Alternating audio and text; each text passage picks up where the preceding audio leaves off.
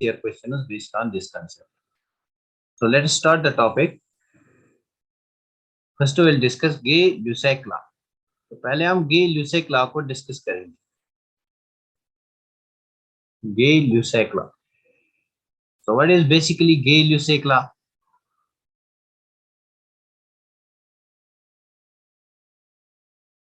हाँ, इसको हमने कल डिस्कस किया. थोड़ा सा इंट्रोडक्शन और दूंगा इसका, सो दैट हमारे लिए इजी हो जाए. लॉग वाला ग्राफ चलो आज बता दूंगा, वो लॉग वाला ग्राफ भी आज बता दूंगा. Gay-Lussac लॉ लास्ट पे मुझे याद दिलाना, मैं आपको बता दूंगा. Gay-Lussac law.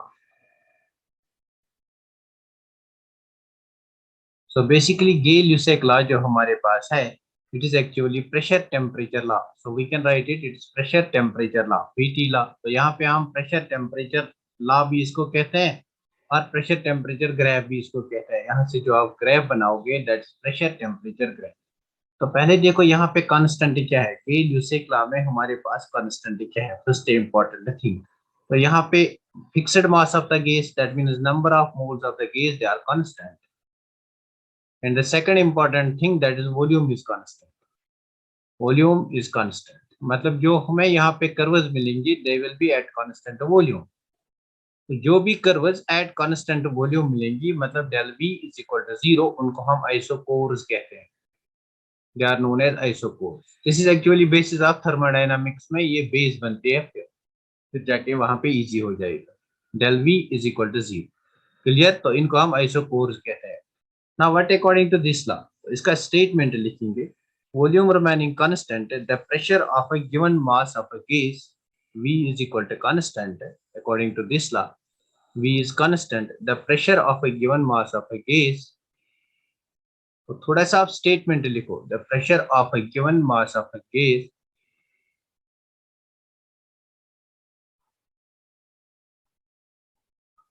increases or decreases. Increases or decreases by 1/273, मतलब similar to that of Charles law, लेकिन यहाँ पे प्रेशर की बात हो रही है. by 1/273 of its original pressure at 0 degree centigrade.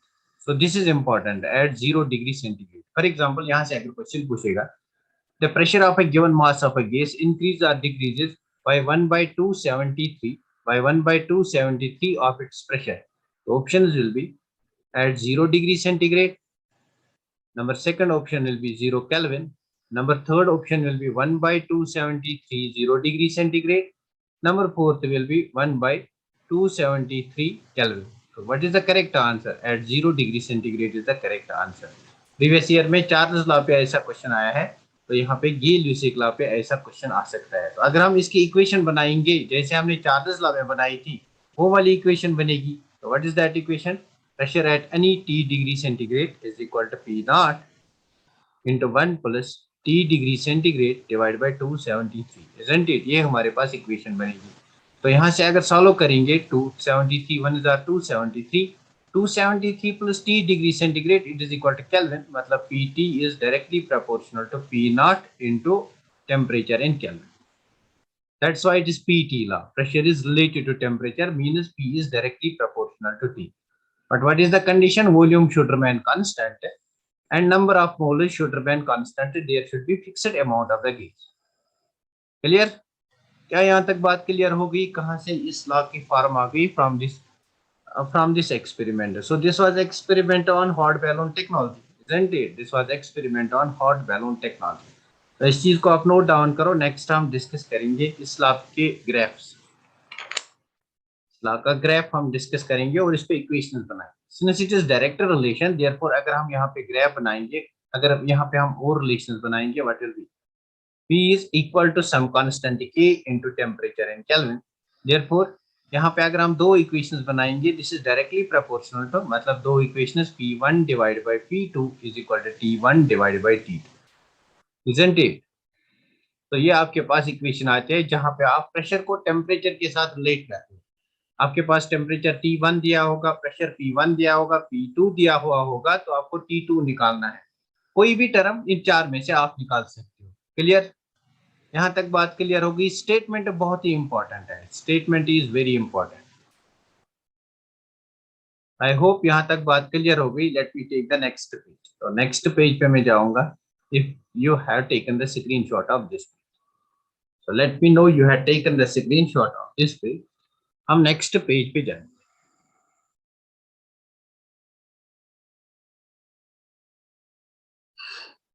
आज का लेक्चर कैलकुलेशन बेस्ड है ज्यादातर।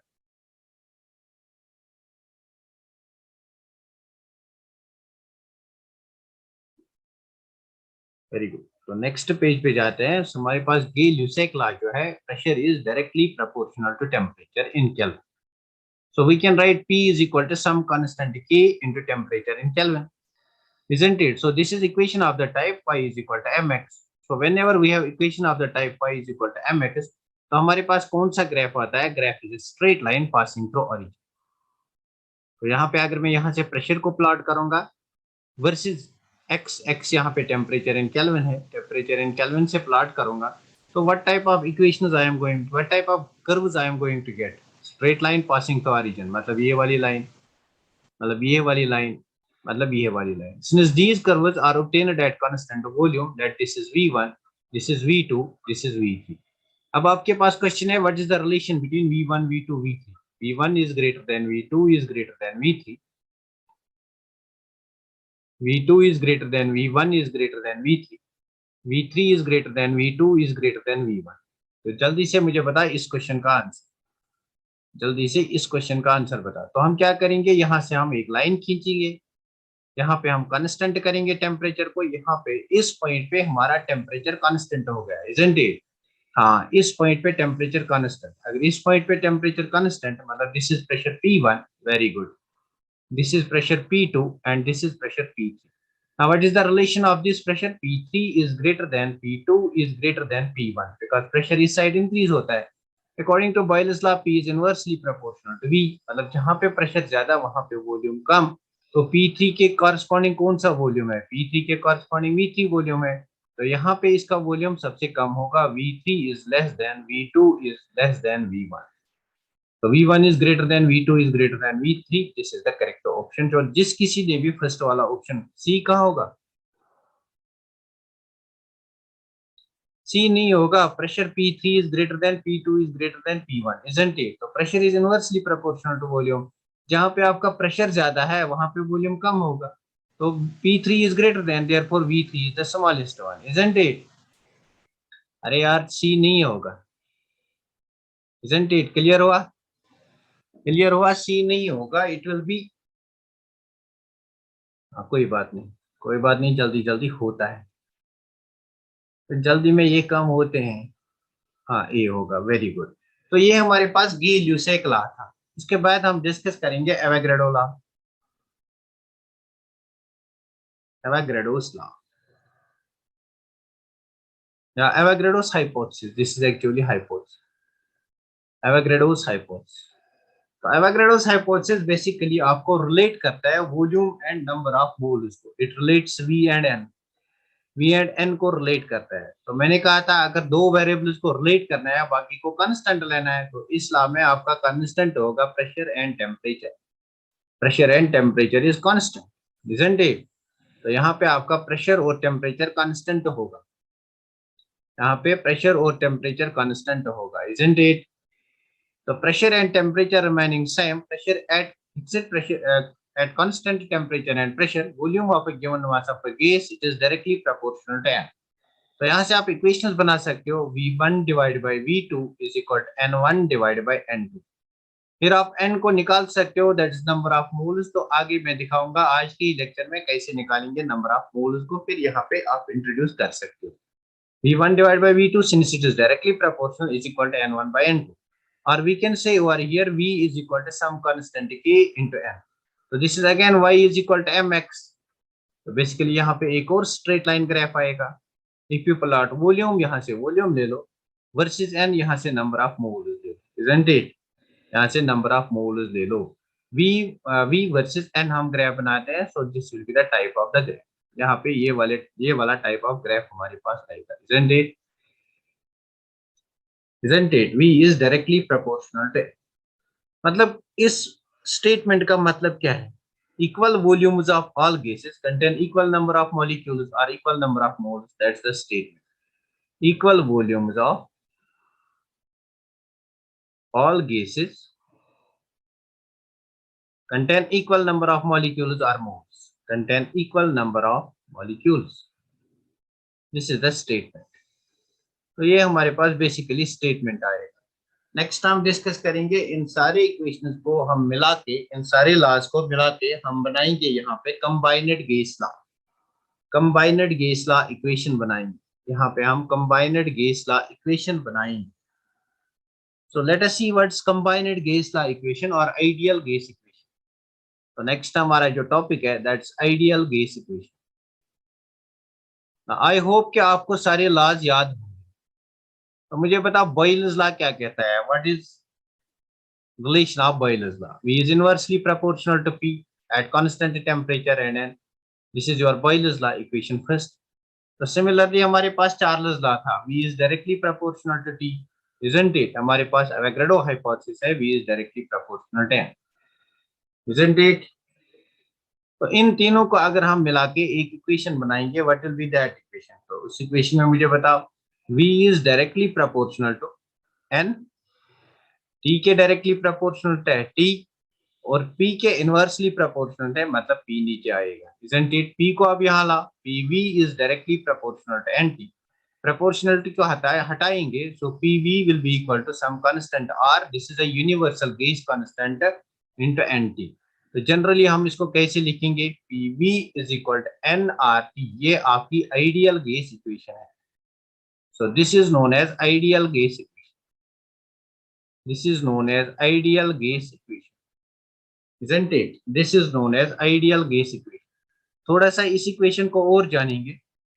तो basically what is n over here? n is the number of moles. तो नंबर ऑफ मोल्स को कैसे निकालते हो? Number of moles. तो कैसे निकालते हैं n को? n will be equal to m by m। तो what is m? Given mass by molar mass. ये तो हमने मोल कंसेप्ट में पढ़ा था। Number of moles is equal to mass divide by molar mass, isn't it? Mass divide by molar mass. तो बस यहाँ पे सब्स्टिट्यूट करेंगे, PV is equal to mass divide by molar mass into R into T, isn't it? तो V को अगर मैं यहाँ लाऊंगा, P will be equal to M, इस V को यहाँ लाओ, by V into RT by M, isn't it? What is m by v equal to? M by v is equal to density. So मैं लिखूंगा P is equal to dRT by M, isn't it? So this is density form of ideal gas equation. Direct exam में पूछा जाता है the density form of ideal gas equation is. So this is density form of ideal gas equation. Density form of ideal gas equation. बस यहाँ से आप जितने relation चाहो उतने बना सकते हो। P is equal to dRT by M. This is density form of ideal gas equation. Clear? This is density form of ideal gas equation. यहाँ तक बात क्लियर हो गई? ये इक्वेशन आपको याद रखनी है। यहाँ से हम और इक्वेशंस बनाएंगे। ये इक्वेशन बहुत ही इंपॉर्टेंट है, याद रखनी है। यहाँ से हम बहुत और ज्यादा इक्वेशंस बना सकते हैं। And this equation is important है। यहाँ से भी डायरेक्टली इक्वेशन बेस्ड क्वेश्चंस आते हैं। तो will see later on questions में कैसे इक्वेशन बेस्ड कैसे यहाँ पे क्वेश्चंस आए थे। तो P is equal to dRT by M। Basically आपको आइडियल गैस इक्वेशन यहाँ पे ये याद रखना है, ये याद रखना है, ये तीन लॉज याद रखने हैं। वेरी गुड, इसको आप कॉपी करो। हम इसके बेसिस पे कुछ और रिलेशंस बनाएंगे which will be very helpful for problem solving approach.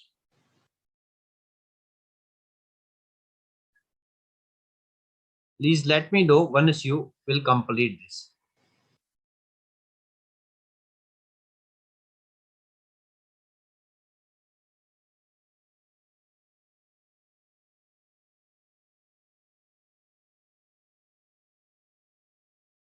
Okay okay, very good very good.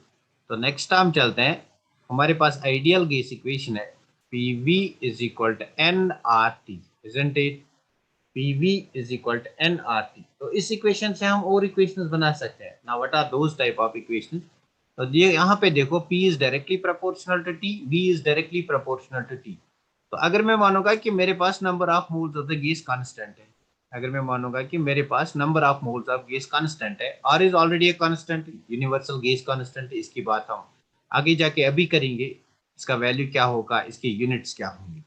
तो देखो मैं लिखूंगा P V is directly proportional to T, isn't it? तो since it is direct proportionality, मैं यहाँ से दो इक्वेशंस बना सकता हूँ, P one V one divide by P two V two is equal T one divide by T two, because it is directly proportional. आपका one one ऊपर आ जाएगा, टू टू नीचे आ जाएगा। एक सेकंड, हाँ ये देखो प्रीवियस स्क्रीन देखो आप, तो देखो देखो ये इक्वेशन, तो यहाँ से मैंने एक इक्वेशन यहाँ पे बनाई, P one V one divide by P two V two is equal to T one divide by T. हो गया नाजिया, हो गया?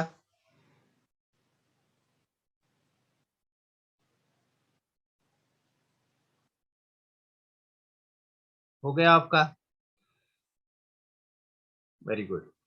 तो देखो यहाँ पे मैंने एक इक्वेशन बनाई, this equation will be very helpful, बहुत ही ज्यादा इंपॉर्टेंट इक्वेशन होगी जब हमें तीन क्वांटिटीज को रिलेट करना होगा। प्रेशर दिया गया है पी वन, वी वन दिया गया है, टी वन दिया गया है, यहाँ पे टी टू होगा, टी टू निकालना है, और पी टू वी टू दिया गया है, that's why this equation is very important.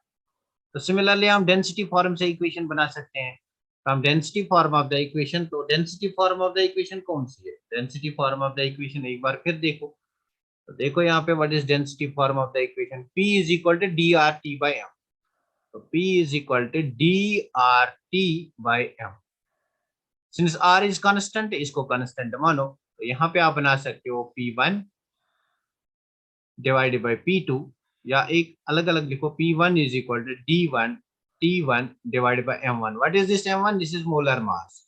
Similarly P two is equal to D two T two divided by M two. अब इन दोनों को रिलेट करो, therefore P one divided by P two will be equal to, since it is directly proportional to d1 t1 divided by d2 t2, molar mass inversely proportional है, therefore m2 by m। now this is the basic फंडा, मतलब ये फंडा आपको समझ में आया होगा कि मैं कैसे इन रिलेशंस को बनाता हूँ। इनवर्स है उल्टा पलट हो जाएगा, यहाँ पे m इनवर्स है, इसका उल्टा पलट हो गया मतलब m2 by m1। Clear? This is one more important equation, this is one more important equation. Clear हुआ? This is one more important equation, यहाँ से भी आप चीजों को रिलेट कर सकते हैं, यहाँ से भी आप चीजों को रिलेट कर सकते हैं। ये इक्वेशन भी बहुत ज्यादा इंपॉर्टेंट होगी, this equation is very important. तो बेसिकली अगर आपको एग्जाम में ये इक्वेशन याद नहीं है, you can derive it from here, यहाँ से आपको it will take hardly 2 seconds to derive this equation. Clear? तो देखो एक और इक्वेशन जो हमें हेल्पफुल रहेगी, density of gas at S T. हो सकता है आपको डेंसिटी ऑफ गैस कहीं पे दिया गया है वो एट एसटीपी, तो लिखो density of gas eight STP, density of gas eight STP. STP means standard temperature pressure, यानी योर प्रेशर इज 180 एंड यानी your temperature is 0 degree centigrade. मुझे लगता है कल मैंने 25 लिखा था, तो वहां पे 0 डिग्री लिखा, when your temperature is 0 degree centigrade, that is standard temperature and pressure at STP. How can you find the density of the gas at STP? Density of the gas is equal to molar mass, that's M, divided by V. तो मुझे बता what is V at STP? It is 22.4 liters, isn't it? It is 22.4 liters. Molar mass in grams, this is grams.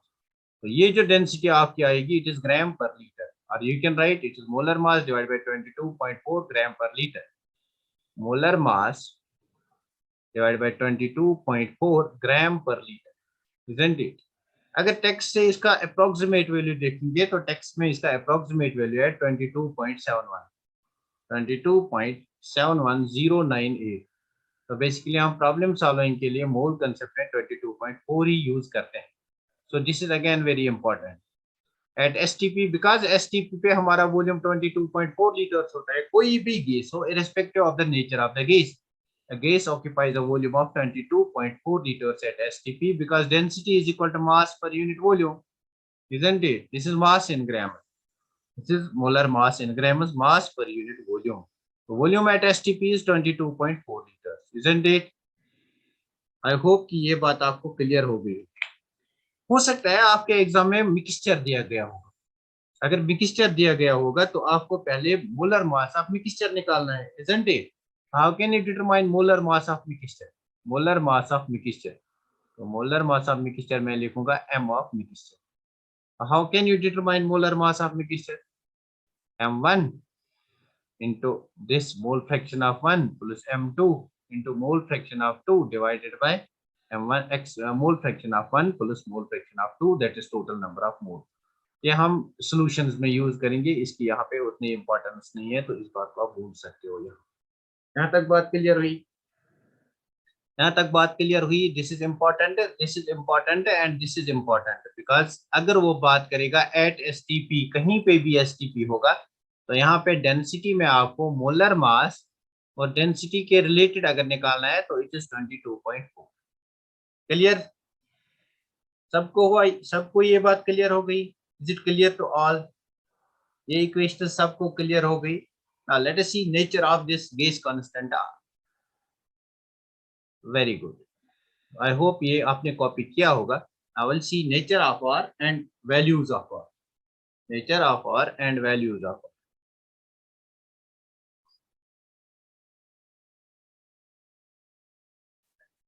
Now let us discuss nature of R.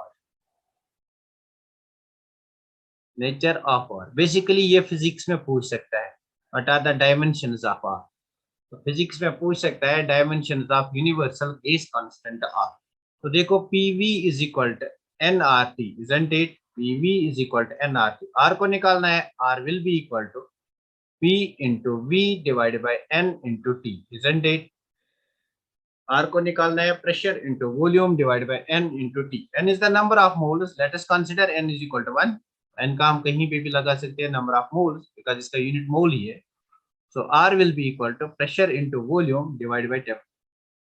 Now what is pressure equal to? Pressure किसके बराबर होता है? Force per unit area, isn't it? Into volume divided by temperature, isn't it? तो force किसके बराबर होता है? Force का यूनिट क्या है? फोर्स किसके बराबर होता है? या इसको फर्दर आप सॉल्व करो। Force, what is volume? Volume is length cube, मैं यहाँ पे लिखूंगा लेंथ का cube, divide by area. Area किसके बराबर होता है? लेंथ का स्क्वायर, लेंथ इंटू ब्रेड। मतलब इसकी डायमेंशनल फॉर्म है, ये आएगा length into breadth into height, that's L cube. यहाँ पे आएगा आपका एल स्क्वायर इनटू टेम्परेचर। तो यहाँ से स्क्वायर और क्यूब कैंसिल हो जाएगा, मतलब this will be equal to force into length, that is displacement divided by time. So this is your work done, this is your work done divided by temperature. This is not time, this is temperature divided by temperature, isn't it? तो work का ऐसा unit क्या है? This is joule. तो temperature क्या है? This is kelvin. तो joule per kelvin इसका यूनिट बन गया, joule per kelvin. Number of moles नीचे हैं तो आप इसको पर मोल भी लिख सकते हो, आप इसको पर मोल भी लिख सकते हो, बिकॉज यहाँ पे आपका मोल्स, नंबर ऑफ मोल्स नीचे। क्लियर हुआ ये? पर मोल आपको सब जगह लिखना है, because number of moles lies in the denominator. ये क्लियर हुआ कैसे इसका यूनिट आ गया? इस यूनिट से आप डायमेंशनल फार्मूला भी बना सकते हो। Course you know that m1 l1 t minus 2 displacement l1 temperature का केल्विन ही है, और यहाँ पे हमारा जो मोल्स है that's mole, isn't it? So this is actually the unit SI unit of R. This is the nature of the R. Work done divided by temperature. So what is your R equal to? R is equal to work done divided by temperature. This is equal to work by temperature. R is equal to work by, कभी relation आ सकती है, R is equal to work divided by temperature, power divided by temperature, like हाँ इस पे भी question आ सकता है। Universal constant R is equal to which of the following is correct relation for universal constant R? Number first will be, it will be for example force divided by temperature.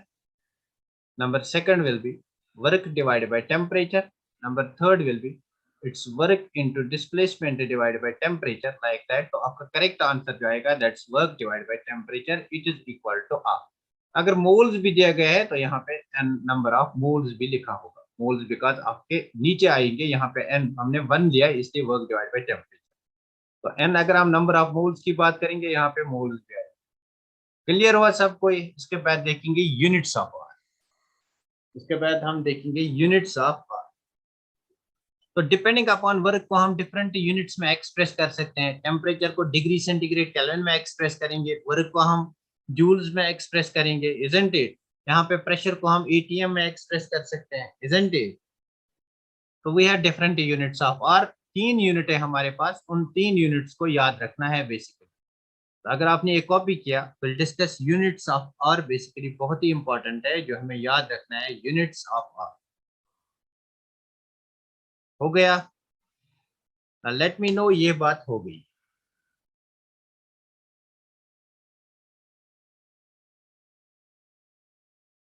इसको copy करो और मुझे बता, ये बात हो गई। हम आगे जाएंगे, यूनिट्स ऑफ आर को डिस्कस करेंगे।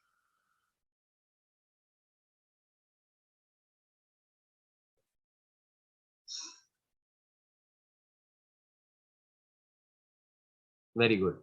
Now let us discuss units of R के यूनिट्स हम डिस्कस करें, या वैल्यूज ऑफ आर को हम डिस्कस करेंगे, numerical values of R with units, numerical values. R के जो वैल्यूज होते हैं दे आर वेरी इंपॉर्टेंट। तो मैं डायरेक्ट यहाँ पे आर के वैल्यूज लिखूंगा। We know that R is equal to P V divided by T, isn't it? P V divided by T, या लिखो यहाँ पे N into T, number of moles. तो अगर प्रेशर का यूनिट एटीएम में है और वॉल्यूम का यूनिट लीटर में है, नंबर ऑफ मोल्स इसका मोल्स ही है, और टेम्परेचर इन केल्विन है, तो हमारे पास क्या यूनिट बनेगा?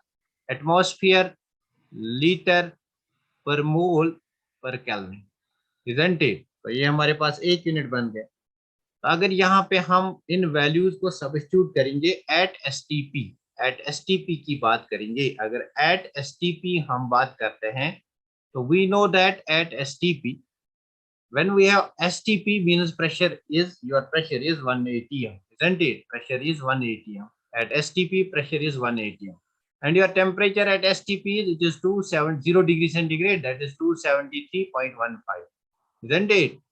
STP means temperature is 0 degree centigrade, 0 degree centigrade is approximate actually equal to 273.15। बस यहाँ पे यूनिट्स को यहाँ पे डालो। एटमॉस्फेयर मतलब this is 1 atm। Now at STP, a gas occupies a volume of 22.4 liters, isn't it? It occupies a volume of 22.4 liters. What is this? This is volume, pressure into volume. So volume is 22.4 liters. Into number of moles, तो यहाँ पे moles लिखो, जो भी आपके पास number of moles given होंगे, 1 होगा तो 1 लिखेंगे, 2 होगा तो 2 लिखेंगे। And temperature in Kelvin. What is temperature in Kelvin equal to? Kelvin की बात हो रही है, so it is 273, isn't it? इसको अगर सॉल्व करेंगे तो यूनिट हमारे पास आता है, यही बात आपको याद रखनी है, बस इसको छोड़ो, इसको छोड़ो, आपको सिर्फ ये बात याद रखनी है, 0.082 लीटर। तो यूनिट किस में आ गया? लीटर, एटमॉस्फेयर एटीएम पर मोल kelvin, isn't it? This is the unit. This is SI unit of R. In SI unit, it comes out to be 0.082. तो R का एक वैल्यू हमारे पास आ गया 0.082। ना डिपेंडिंग अपॉन आपको क्वेश्चन में क्या पूछेगा, किस यूनिट में निकालना है, तो वही यूनिट हमें R का यूज करना है। तो एक वैल्यू हमारे पास आ गया 0.082। अगर आपका क्वेश्चन जो है, अगर वो लीटर एटमॉस्फेयर पर मोल केल्विन में निकालना है, मतलब हमारे पास ये वैल्यू हमें यूज करना है। सो अगर आप इसको और इजी वे में लिखना चाहते हो, so this 0.082 it is approximately equal to 1/12। आप इसको कहीं पे 1/12 से भी लिख सकते हो, इट विल बी क्लियर। 1/12 अगर आप याद रखोगे, इस पे बेसिस पे भी आपका प्रीवियस ईयर क्वेश्चन। तो number second value of R लिखेंगे, number second value of R, तो डायरेक्ट में आप वैल्यूज ही लिखूंगा, 8.314 जूल। इस टाइम मैंने जूल यूनिट ले लिया, इस टाइम मैंने जूल यूनिट ले लिया, 8.314 जूल पर केल्विन पर मोल, पर केल्विन पर मोल। ना फॉर एग्जांपल आपको वो अर्ग में आंसर पूछेगा, तो आपको क्या करना है, जूल को कन्वर्ट करना है इनटू अर्ग। तो लिखो 1 joule is equal to 10 raised to power 7 ergs। 1 joule is equal to 10 raised to power 7 ergs। ये आर की। तो यहाँ पे अगर हमें अर्ग में निकालना है, this will be equal to 8.314 into 10 raised to power 7 अर्ग, दिस इज यार की अर्ग पर केल्विन पर मोल। क्लियर? मतलब ये वैल्यू याद रखना है, ये वैल्यू याद रखना है, डिपेंडिंग अपॉन सिचुएशन क्या डिमांड करते हैं, अर्ग में आंसर देना है या आपको जूल में आंसर देना है। The last unit of R is The last value of R is not unit. The last value of R is this is approximately equal to 2 calories. अगर calories में निकालना है तो जूल को हमें यहाँ पे calories में काउंट मतलब calories में कन्वर्ट करना है. How it can be converted? 4.135 से मल्टीप्लाई करना है. 2 calories per Kelvin per mole. Per kelvin per mole. This is another unit of work. तो बेसिकली आपको ये यूनिट याद रखना है, आपको ये वाला यूनिट याद रखना है और ये खुद ही आप निकालोगे because 1 erg is equal to 10, 1 joule is equal to 10 raised power 7 ergs. This is first value, this is second value, this is third value which are very important. ये तीन वैल्यूज आप गलती से भी नहीं भूलोगे बिकॉज इसके बेसिस पे क्वेश्चन को आना ही आना. क्लियर? ये तीन वैल्यूज आपको याद रहने चाहिए, ये तीन वैल्यूज आपको याद रहने चाहिए. थर्मोकेमिस्ट्री में हम ये वाला वैल्यू यूज करेंगे जब कैलोरीज में हमें डील करना होता है, और थर्मोडायनामिक्स में हम ये वाला यूज करेंगे. गैसियस स्टेट में मोस्टली ये भी यूज करते हैं but mostly we are using this type of 0.082. Gaseous state में मोस्टली ये यूज करेंगे, वो डिपेंड करेगी सिचुएशन पे but mostly we will use this, sometimes we use this. Clear हुआ? अगर ये बात क्लियर हो गई, will discuss certain previous year question. अगर ये बात क्लियर हो गई, will discuss certain previous year question. Clear हुआ ये? तो लेट मी नो यहां तक आपको पूरा क्लियर हो गया, यहां तक आपको पूरा क्लियर हो गया. Very good. तो नेक्स्ट हम डिस्कस करेंगे PYQs based on these concepts. In concepts पे जो पीवाईक्यूज पूछे गए हैं उनको हम डिस्कस करेंगे. तो this is PYQ number first, the volume occupied bye 1.8 grams. तो इसका आंसर मुझे बता. The volume occupied bye 1.8 grams of water vapor at 374 degrees centigrade and 1 bar pressure will be. तो बताओ इस क्वेश्चन को कैसे करोगे, कौन सी इक्वेशन आप यूज करोगे. तो देखो इक्वेशन कौन यूज करेंगे, PV is equal to NRT, isn't it. तो वॉल्यूम निकालना है, V is equal to NRT by P. अब देखो गिवन क्या है यहाँ पे, द वॉल्यूम ऑक्यूपाइड बाय मतलब वॉल्यूम को निकालना है, मतलब V को हमें निकालना है. 1.8 ग्राम्स मतलब नंबर ऑफ मोल्स नहीं दिए गए हैं, 1.8 grams of water, mass of water दिया गया है. Mass of water it is 1.8. तो यहाँ से क्या आप नंबर ऑफ मोल्स निकाल सकते हो. Yes, number of moles is equal to mass divide by molar mass, given mass divide by molar mass.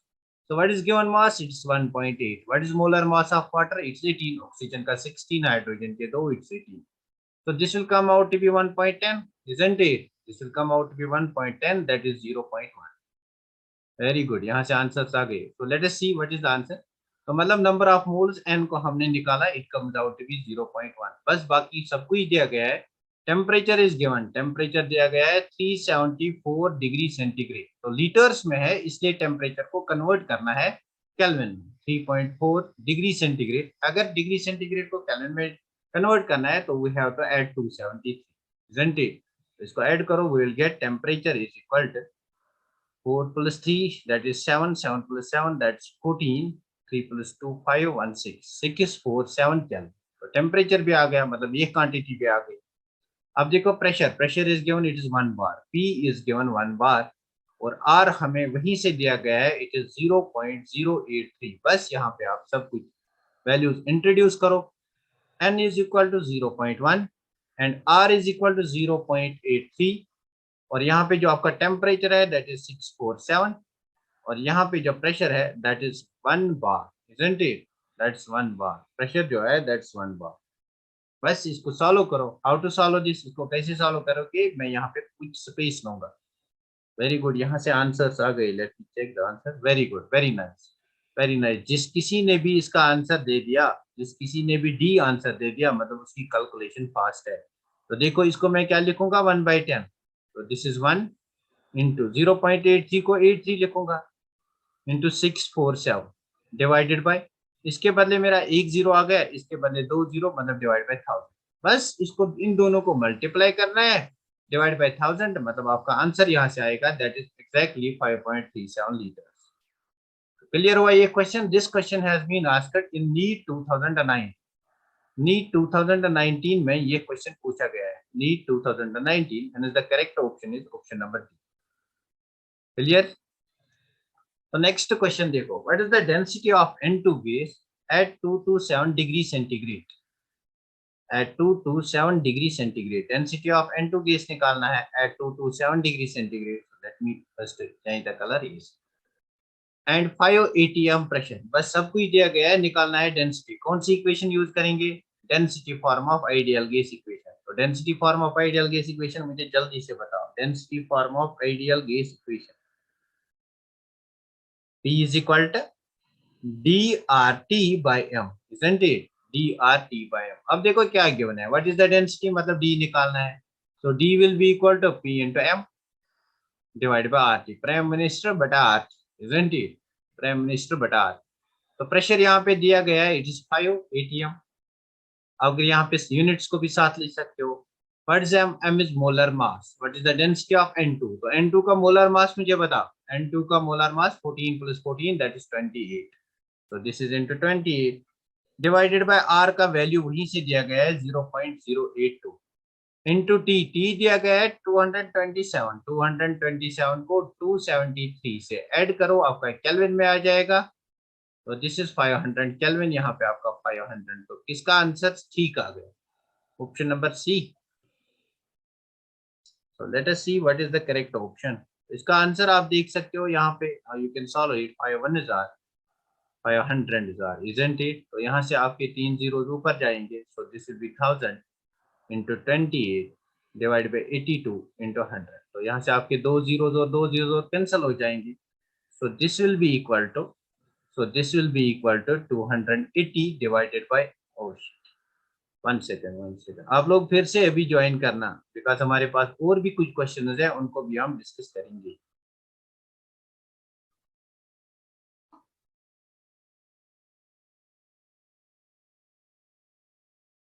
तो यहाँ पे देखो, this will B 28 divided 280 divided by 28, isn't it? 280 divided by 82. इस चीज को अगर आप सॉल्व करोगे, यू विल गेट आंसर 3.41. तो जिस किसी ने भी 3.41 आंसर दिया इज करेक्ट. बहुत बढ़िया, सब बच्चों ने यही आंसर दिया. Very nice, very nice. तो मतलब this has been asked in NEET 2030. तो देखो कैसे इजी क्वेश्चंस आते हैं, बस थोड़ी सी प्रैक्टिस की जरूरत है, थोड़ा कंसेप्ट को जानना है.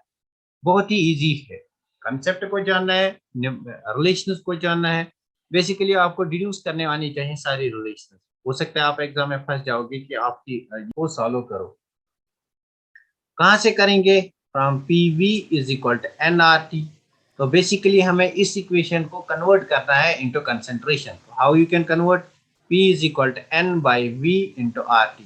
What is this? This is concentration term. This is molarity, concentration. So P is equal to CRT. जो बेसिकली आप osmotic pressure में इक्वेशन यूज करते हो, that is this equation. Phi is equal to CRT. P is equal to CRT, isn't it? P is equal to CRT.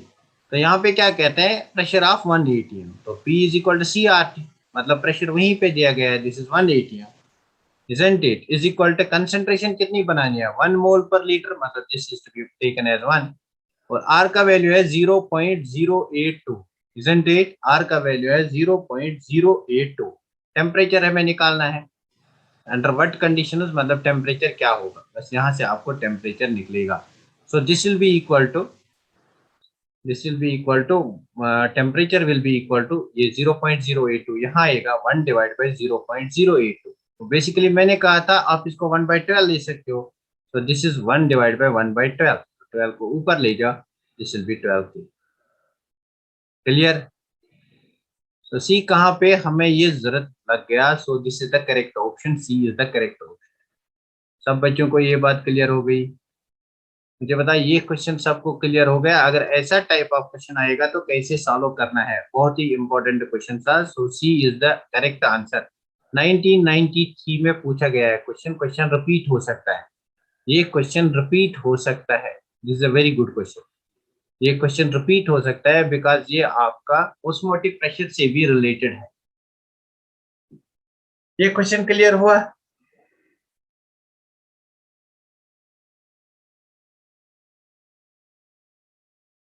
एक बार समझाइए फिर से. देखो मैं एक बार फिर से समझाऊंगा. कोई बात नहीं, एक बार फिर समझाओ। तो सी यू आर हियर, हमारे पास जो इक्वेशन है that is P V is equal to N R T, isn't it? v को यहाँ ले जाओ, this is n by v R T. n by v क्या होता है? This is concentration, that is c molarity. So we can write p is equal to C R. Condition निकालनी है, pressure दिया गया है 1, कंसेंट्रेशन दी गई है 1 मोल पर लीटर, और r आपके पास है 0.082। तो टेम्परेचर को निकालना है। बस टेम्परेचर को यहाँ लाओ, ये 0.0821 के डिवाइड हो जाएगा 0.082। तो इसी बात को पहले मैंने कहा था, इसको आप लिख सकते हो 1/12। तो temperature is equal to 1 divide by 1/12। 1/12 का मतलब 12 यहाँ आ जाएगा, T will be equal to 12। Clear? Clear? तो मैं नेक्स्ट क्वेश्चन लूंगा। Now see, this is the question, the correct value of gas constant R is, what is the answer? Units का units की यहाँ पे इंपॉर्टेंस है बस, और कुछ नहीं। इस क्वेश्चन में सिर्फ यूनिट्स का ध्यान रखना है, because values are all same. यहाँ पे देखो 0.082, 0.082, 0.082, 0.082, बस आपको यूनिट्स चेक करने हैं। तो मैंने इस क्वेश्चन का आंसर वैसे दिया था, जब भी हमारे पास 0.082 होगा तो लीटर एटमॉस्फेयर पर केल्विन पर मोल होगा। लीटर एटमॉस्फेयर केल्विन गलत, लीटर एटमॉस्फेयर पर केल्विन पर मोल ठीक, लीटर एटमॉस्फेयर केल्विन पर मोल गलत, लीटर एटमॉस्फेयर केल्विन मोल गलत। तो this is the correct option, B is the correct option. ये बात हमने पहले ही डिस्कस की। Very good, very nice, very nice. तो this question has been asked in NEET 1992। 1992 में ये क्वेश्चन पूछा गया। Correct equation is, so this is asked in 19, this has been asked in 1989। Correct equation is, जल्दी से बताओ correct equation कहां से बनाओगे इस इक्वेशन को? इसी को कहते हैं कंबाइंड गैस इक्वेशन। मतलब अगर लिखा है correct gas equation is, next time लिखेगा combined gas equation is, combined gas equation. Very good, I hope कि सब वेरी गुड, बहुत बढ़िया, बहुत बढ़िया। This is the correct gas equation. तो इसको भी हमने आज के लेक्चर में ही डिस्कस किया। अब we need not to discuss further, isn't it? तो ये आपको मिलेगी PV is equal to NRT से। बहुत बढ़िया, बहुत बढ़िया, वेरी गुड। मतलब इसको डिटेल में एक्सप्लेन करने की अब जरूरत नहीं। तो this is again the same question. एक और क्वेश्चन था, एक और क्वेश्चन था, तो let me write the question over here. मैं यहाँ पे क्वेश्चन लिखूंगा, एक क्वेश्चन और। Let us take the question over here. What is the question? Question हमारे पास है, ये बहुत अच्छा क्वेश्चन है, that's why I will write it down. इस क्वेश्चन को मैं लिखूंगा क्योंकि इसको मैं कॉपी करना भूल गया। So what is the question? Question is select the correct statement in the equation PV is equal to NR. इस इक्वेशन में आपको करेक्ट स्टेटमेंट ढूंढना है। Which one is correct statement? So let me write the statement. Statement first is N is the number of molecules of the gas. N is number of molecules of gas. Number of molecules of gas. And number second is V denotes the volume of 1 mole of a gas. V is equal to volume of 1 mole of gas. Number third is N is the number of gas N is the number of gas which have a volume of V. N is number of moles of gas of volume V, having volume V, having volume V. And number fourth is P is the pressure of the gas when only 1 mole of gas is present. P is pressure when only 1 mole of gas is present. When only 1 mole of gas is present. इसका answer बताओ। बहुत ही confusing, बहुत ही confusing है। हाँ, very good. मतलब आपने previous year questions किए हैं, जिस किसी ने आंसर बताया, वेरी गुड, बहुत बढ़िया, वेरी नाइस। एक्चुअली ये जो है number of moles of the gas, it is for only those gas molecules which occupy volume V। अगर आपके पास गैस मॉलिक्यूल ना होगा, कोई भी गैस मॉलिक्यूल ना होगा, बेसिकली वहां पे आपका नंबर ऑफ मोल्स ही नहीं होगा। That's why this is the correct one. तो this has been asked in 1992। 1992 में ये क्वेश्चन पूछा गया है। 1992 में ये क्वेश्चन पूछा गया है। Let me see the text question. आज आप कौन सा मुझे बता आपने क्या वो टेक्स्ट क्वेश्चंस किए जो मैंने बताए थे, एक्सरसाइज 1, एक्सरसाइज 1.2, साथ साथ करना है उनको, क्या आपने किए थे?